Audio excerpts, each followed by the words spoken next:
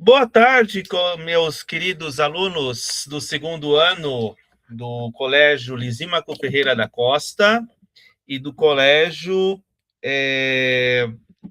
Roberto Langer Júnior. Tudo certo com vocês, pessoal? Então, hoje nós vamos começar a nossa reunião, né? Quer dizer, reunião não, a nossa aula de revisão, né? Que eu falei, que eu prometi para vocês, para revisar o conteúdo do segundo ano, tá? Que vocês, para vocês estudarem para a prova, que vai ser aplicada depois do recesso, tá?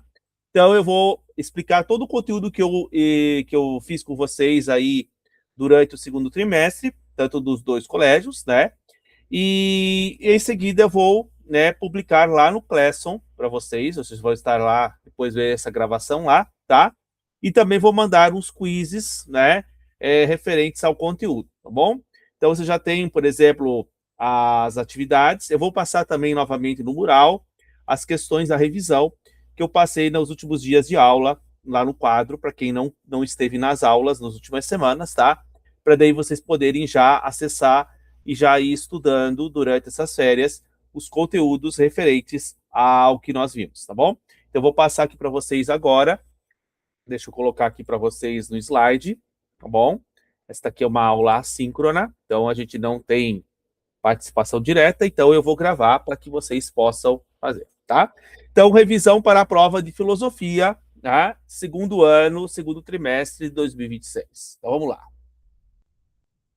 Então, nós começamos lá a ver, né, na nossa aula, a questão da introdução à ética e à moral, né, que eu expliquei para vocês, né?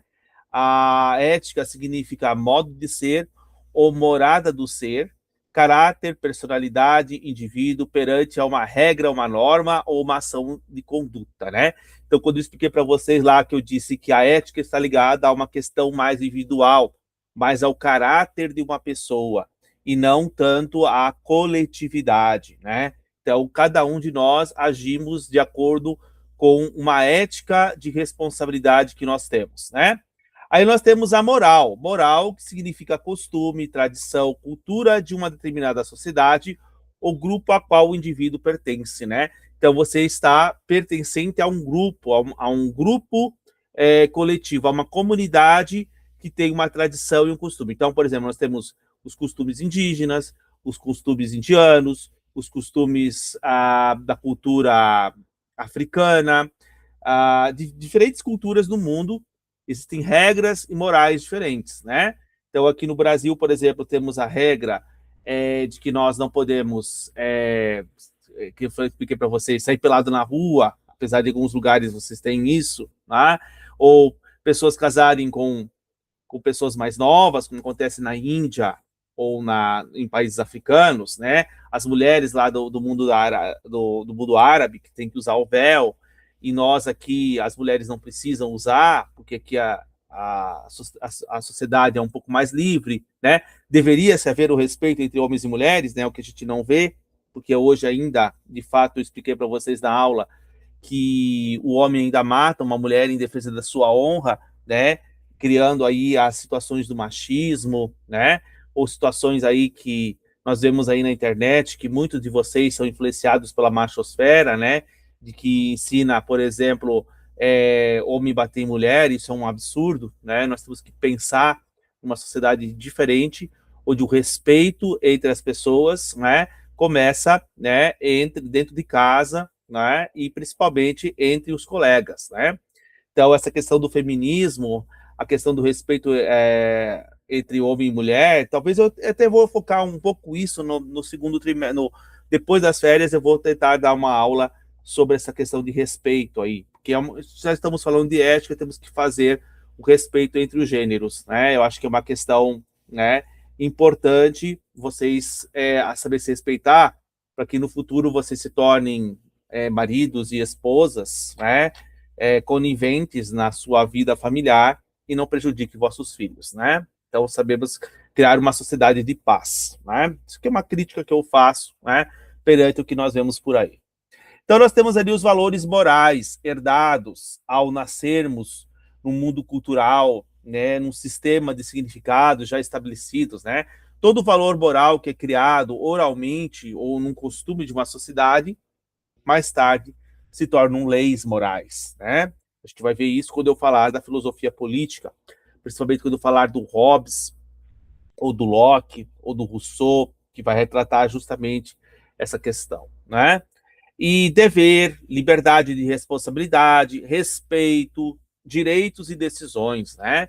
Então, cabe também a questão dos direitos humanos também presentes dentro desse contexto da ética e da moral, que seria basicamente, né, o último conteúdo que talvez eu veria com vocês, né, para nós finalizarmos essa questão, né? Eu pretendo trabalhar isso porque eu acho que é uma questão que é necessário, né, numa sociedade tão violenta que nós estamos vivendo atualmente, né?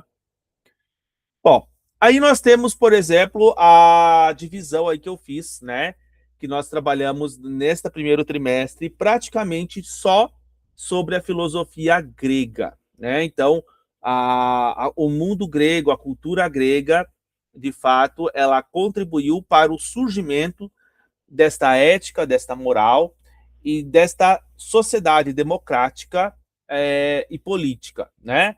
Então nós tivemos lá o surgimento da democracia na Grécia, que se deveu a esse surgimento da ética, né? O surgimento da polis, das cidades, do comércio, né? A figura do cidadão grego, né? Quem era o cidadão grego? Que eu expliquei isso várias vezes para vocês, né? É aquele homem maior de 18 anos, filhos e pais atenienses, né? Nascidos em Atenas, tá?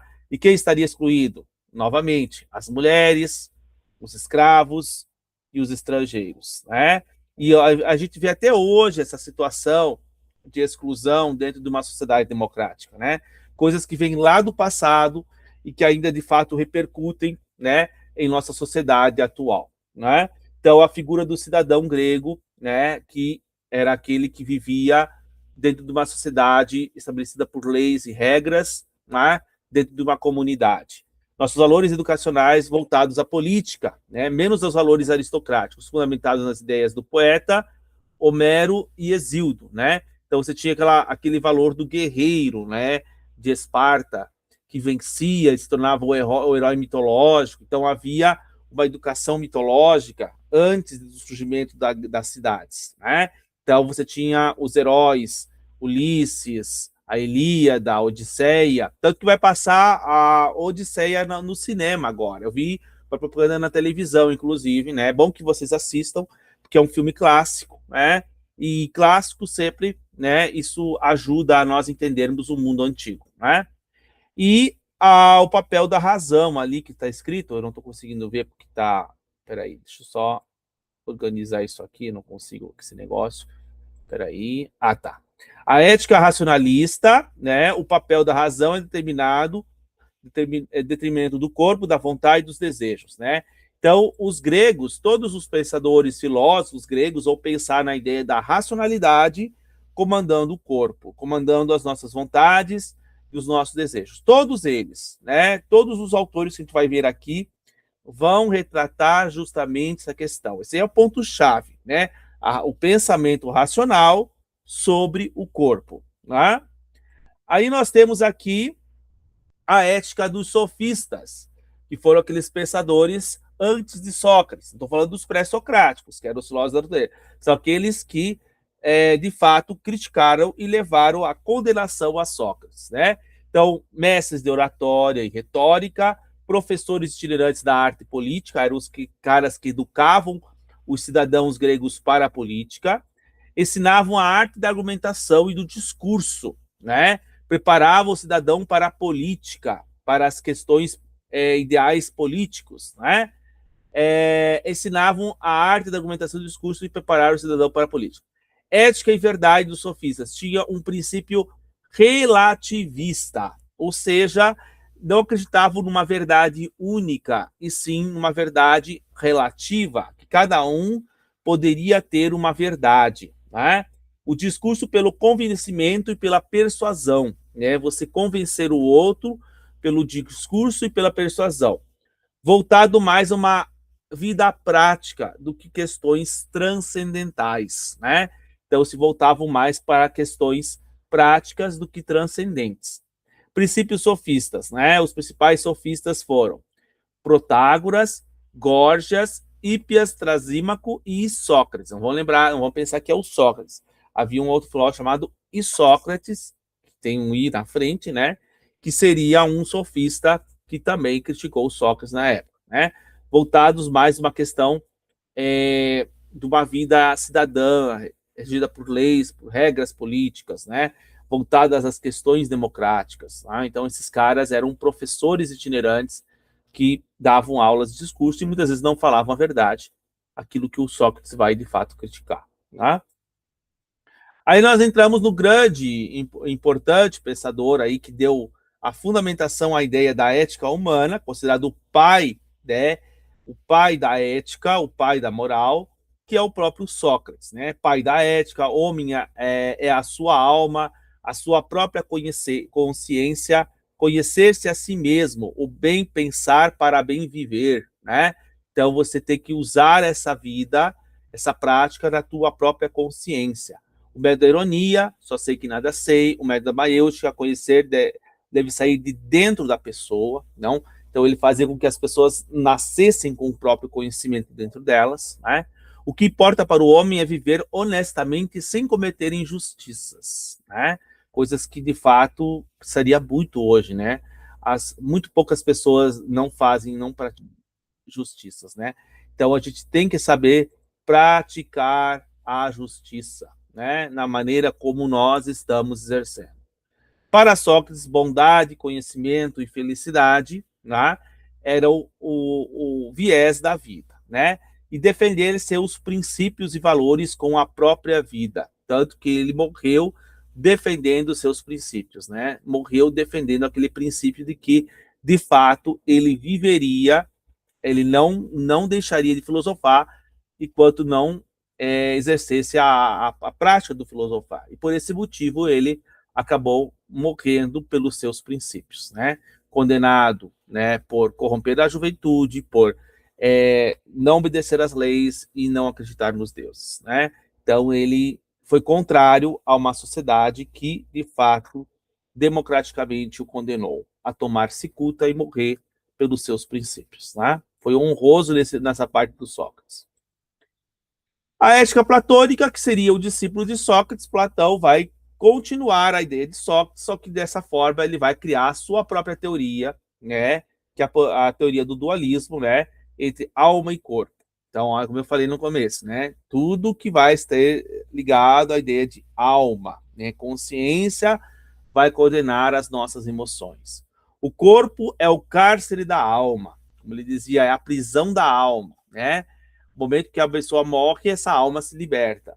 A fonte de todos os amores insanos, paixões doentias, cóleras, inimizades, ignorância e loucura vem do corpo, né? Isso Platão já defendia essa concepção de que a alma tinha que ser superior ao corpo. O mundo sensível e o mundo inteligível. O mundo sensível é o mundo material ilusório, aquele dentro da caverna, e o mundo inteligível é o mundo das formas perfeitas, imutáveis, além, que é o mundo fora da caverna. Lembra do mito da caverna, né? Tudo no Platão se baseia em cima do mito da caverna, tá? A busca do conhecimento, da sabedoria, somente pode ser feita pelo filósofo. O filósofo é o único que consegue sair da caverna e é o único que consegue governar uma cidade. O rei filósofo é o que tem a capacidade de comandar a arte da justiça na sociedade. Se você quer criar uma sociedade justa, um cidadão justo, você tem que ser que toda a sociedade tem que se tornar justa. E somente o filósofo é que consegue fazer isso, né? O ser humano, alma, consciência, razão, conhecimento e verdade. Alma racional, irascível e corruptível. Governantes, soldados e artesãos. Então, o Platão divide, né, a sociedade em governantes, alma de ouro, que seriam os reis filósofos, almas de prata, que seriam os soldados, né, que seriam a honra, a coragem, e o artesão, que estaria ligado ao trabalho, e ali estaria as paixões, né? Esses artesãos que estão ligados ao trabalho jamais poderiam ascender ao governo, porque eles não têm capacidade para administrar toda uma sociedade, né? E hoje a gente se pergunta se os políticos que estão lá realmente eles sabem governar, Eles têm capacidade de estar lá, têm a capacidade filosófica de pensar. É complicado, né, pessoal? Então, nós temos a ética e a política se relacionam à busca pela prática da justiça. A justiça tem que ser feita em sociedade, mas ela tem que ser coordenada pelo filósofo. Né? Aí nós temos a ética de Aristóteles. Né? A ética de Aristóteles ela é um pouco mais ampla, muito mais prática do que a ética platônica. E o que vai dizer essa ética de Aristóteles? A ética de Aristóteles está relacionada à educação da paideia grega, o ensino do pai para o filho. Tanto que a palavra ética nicômaco, Nicômaco era o filho de Aristóteles. Né? Então ele coloca, por exemplo, como sendo, né, ética para meu filho. Né? É o livro de Aristóteles que fala sobre a ética. A razão acima das paixões, novamente, buscando a felicidade individual e coletiva. O ser humano é um ser racional, social e político. Então ele dizia que não é somente o rei filósofo. Todo homem pode ser político. O homem é, por natureza, um animal social e político, segundo Aristóteles. Né? Aristóteles despreza os prazeres e a riqueza, a honra e a fama, porque isso não vai levar à felicidade. Né? A busca da harmonia, a felicidade, é o fim último de todas as coisas. É o exercício ligado à prática da virtude. Como eu falei, o que é a virtude para Aristóteles? É você ter um talento, um dom. Eu sei tocar violão, eu sei jogar muito bem a bola, eu sei desenhar, eu sei fazer uma arte esculpida, eu sei, de fato, praticar algum tipo de ofício na minha vida. Eu nasci para ensinar, eu nasci para curar. Então, as profissões que nós temos hoje, cada um tem uma virtude, uma coisa que cada um sabe fazer de melhor, né? A virtude deve ser exercida pela justa medida, só que não é em exagero. Você tem que saber praticar as coisas, exercer as coisas em sociedade de maneira equilibrada, né? Nem em excesso e nem em falta. Ah, eu trabalho, mas não trabalha demais para que isso não possa, né, te sobrecarregar. E também eu trabalho de menos, senão você vai passar fome. Então você tem que ter um certo equilíbrio, um certo meio termo nas coisas, né? O exercício do amor e da amizade. Então, eu só posso buscar essa felicidade através do amor e da amizade. Lembra que eu falei uma vez numa aula, né? Amor e amizade tinham o mesmo significado para os gregos, certo? A justiça deve ser exercida em proporção de igualdade, direitos e responsabilidades, né? A ética filosófica de Aristóteles é, de fato, uma ética exercida na prática em sociedade, né? Então, o Aristóteles ele é muito mais democrático no sentido de você exercer uma sociedade coletiva e justa do que a sociedade mais individualista platônica. Né? E aí nós entramos no último conteúdo que eu expliquei para vocês, que é a ética helenística, criada pelo Alexandre o Grande, aluno de Aristóteles, que, de fato, criou o período alexandrino, onde nós vamos ter diferentes escolas filosóficas que vão falar sobre, né, o princípio da felicidade. Né? Então, aqui, a palavra-chave, além da justiça que nós vimos anteriormente, entre os três pensadores, aqui a palavra-chave vai ser felicidade. Né? O homem é cidadão do mundo, pertence à cosmópolis, ele não é mais pertencente a uma cidade como Esparta, Atenas, Tebas, não. Ele pertence ao mundo, ele é um cidadão do mundo, ele é um cosmopolita, como disse Diógenes de Sinope, né?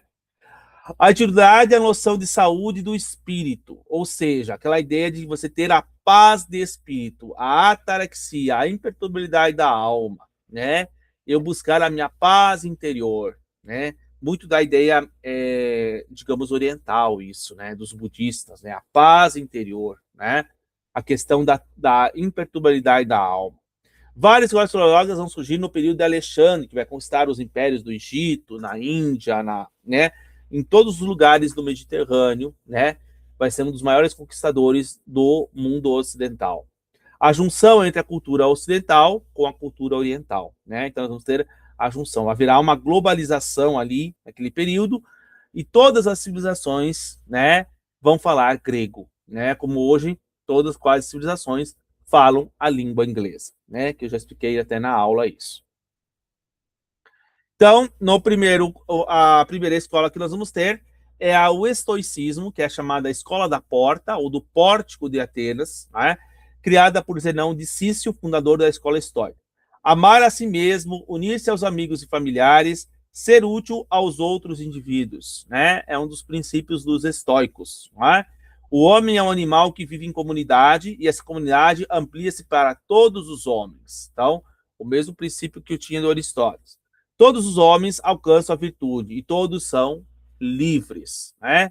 Para alcançar a felicidade, o homem precisa renunciar às paixões, novamente, né? Viver da apatia, não se deixar levar pelas emoções, pelos sentidos, pelas emoções, né? E sim pensar racionalmente. E para isso, o cosmo, que é um ser maior, o logos, eles acreditavam que o mundo, o ser humano era regido por um logos, né? Que era uma razão universal que governava todas as coisas, né? Como está lá na Bíblia, né? O verbo, a razão, Deus, era Deus, palavra. Depois ela se tornou carne, habitou entre os homens, né? Então, esse princípio da Bíblia é um princípio bem filosófico, né? João é um cara que viveu entre os essênios. Os essênios eram aquele grupo de escribas que viviam no deserto e que, de fato, tinham um conhecimento, né, da cultura judaica bem mais espiritual do que aqueles que viviam em comunidade, em sociedade. Eles viviam isolados, né? Tanto que existiu, na década de 60, encontraram os escritos dos essênios nas colinas de Qumran, nas colinas de Qumran, nas cavernas de Qumran. Procurem lá a Cavernas de Qumran, escritos perdidos da Bíblia. Vocês vão achar documentários no YouTube, muitos deles aí, que tem questões científicas, né? A parte científica da Bíblia é muito interessante, porque as pessoas não vão atrás dessas questões e ver que realmente há evidências históricas disso, né? Bom, vamos lá. O cinismo, que foi a do Diógenes de Sinope, que eu expliquei para vocês, né? O homem é o cão, né? O fundador. O homem tem que viver como cachorro da cidade, perdido, sem bens materiais, né? Viver a vida simples, sem pudor, sem bens materiais, sem futilidades. Difícil hoje numa sociedade que tudo é descartável, né? Desprezo pelos costumes, riquezas, convenções e tradições da época. Os bens materiais e o luxo cegam o ser humano, a sua vivência. Procurar o homem justo e honesto, sem corrupção, né? Difícil, né? Hoje você encontrar uma pessoa que de fato é honesta, uma pessoa que é justa. Então, o conceito de justiça, novamente, né, colocado aqui. Não diferenciavam a vida pública da privada. Para eles, tudo era uma coisa só. Viver com o mínimo necessário. Ter o que comer, ter o que se vestir, ter onde se abrigar. Tanto que ele vivia dentro de um barril, né, em Atenas. Então, de fato, para ele, só aquele barril era o suficiente, né? E uma cubuca para poder comer. Exercer a filosofia agindo e não pensando, né? Então, hoje nós vemos muitas pessoas que vivem na rua, como eu falei, né? Que optam por viver na rua porque acham que a vida em sociedade já não cabe mais a essas condições, né? Então, são contra a situação da sociedade atual, né? Então, esses são os verdadeiros Diógenes de Sinope, pertencentes aí, que andam pelas estradas, né? Como eu mostrei o vídeo do Andarilho para vocês, né? E aí nós temos o epicurismo, né? Que é a felicidade e o exercício do prazer. Não pensem aqui. Deixa eu parar aqui. Oi. Estão me ouvindo? Opa, deu uma travada. Não pensem aqui que o empirismo ou a felicidade, o exercício do prazer, seja exatamente o prazer sexual. Não. É o prazer das coisas simples, né? O prazer deve ser contrário ao hedonismo, consumo imediato e atual, que nós vivemos numa sociedade consumista. O prazer estaria na libertação do sofrimento e da dor e agitação sem ter coisas supérfluas para viver. Novamente, um cara falando sem futilidades.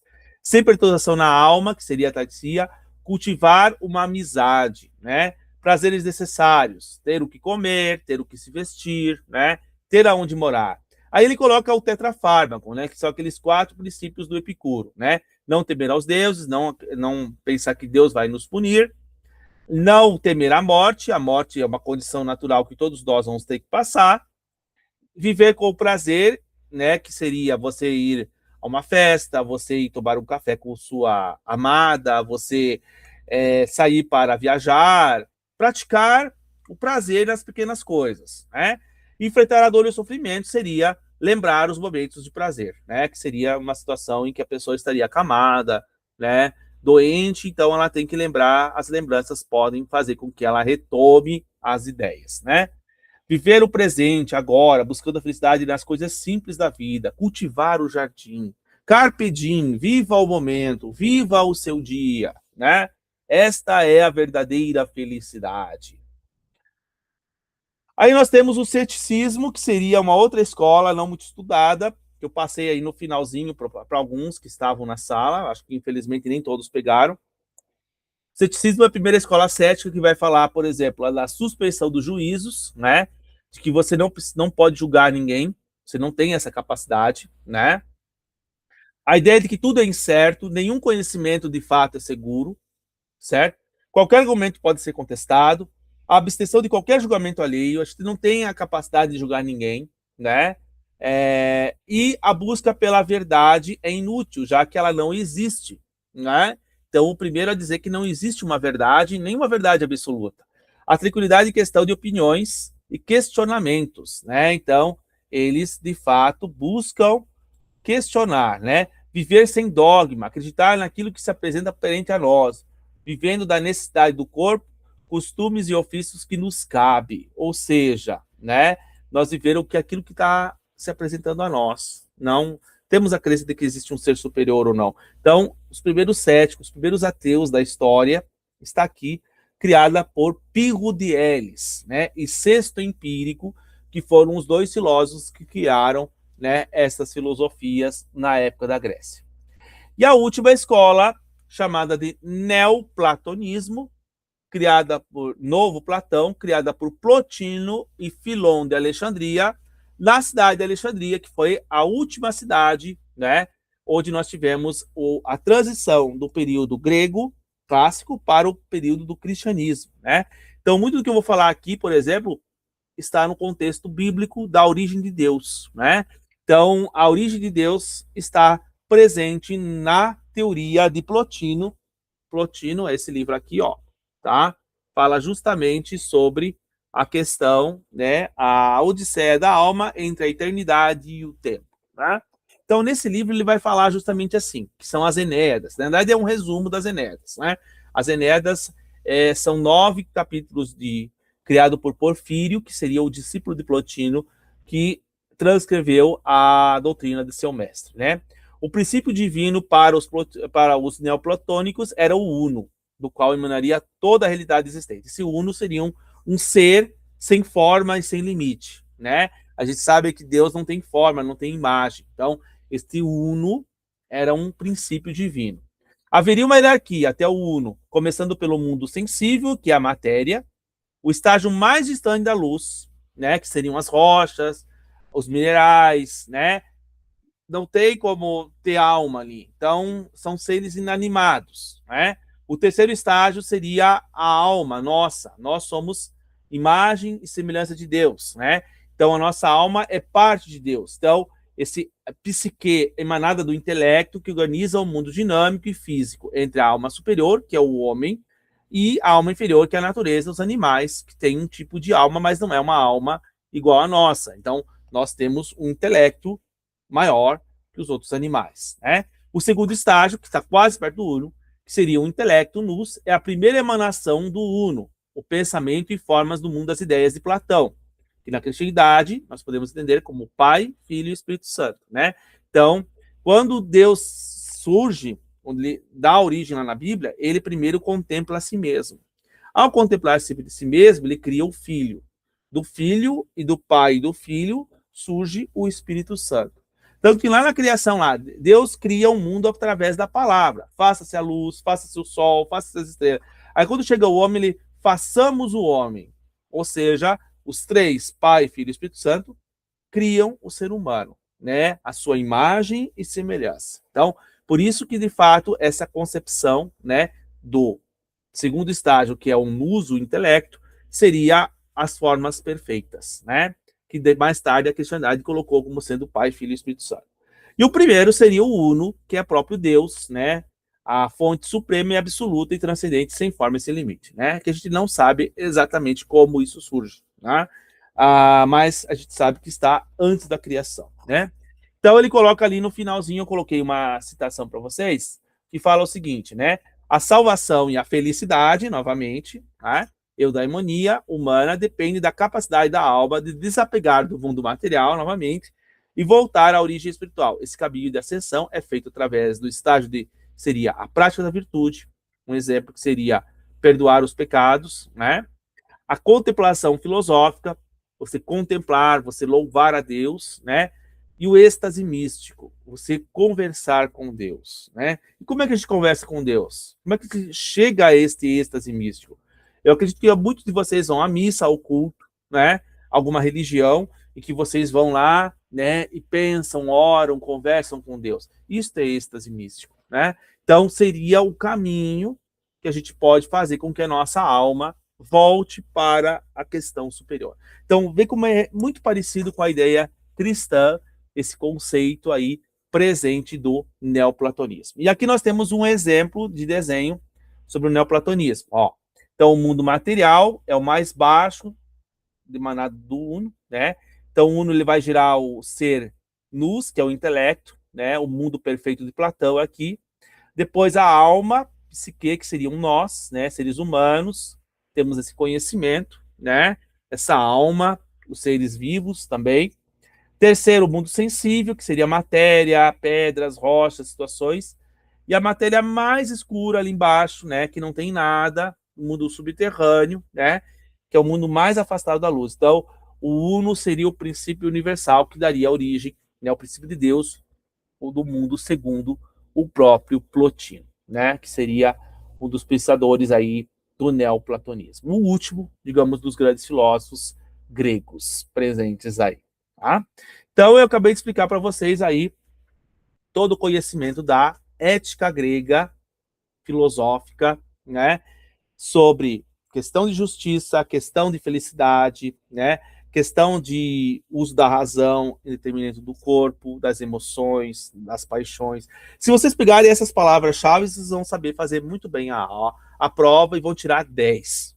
Que eu quero que dessa vez todos vão bem, tá? Porque eu fiz uma prova show de bola usando o caderno. Ainda mais vocês vão poder usar o caderno até na prova para poder, né, ajudar melhor nesta memorização. Quem de fato prestou atenção, quem copiou do quadro durante o trimestre, né? Agora, aqueles que não fizeram nada, eu infelizmente sinto muito, né? Se pelo menos assistirem esse vídeo, eu até agradeço, tá bom? Então, desejo a todos uma boas férias, tá? Bom descanso para vocês, né? E vocês depois, né, deem uma olhada nessa aula aí que eu acabei de passar para vocês e deem um joinha lá no Classon, tá? Eu vou passar do Classon da filosofia, tá? O de análise de texto do pessoal do Lisímaco, tá? Eu vou deixar só a lista da prestação de trabalhos, que ainda vocês têm que apresentar alguns grupos que não apresentaram e que não vieram no último dia, do dia 10, tá bom? Até mais, tenham bom descanso e nos veremos novamente aí pelo dia 27, 28, 29, 30 e 31 de julho, tá bom? Até mais.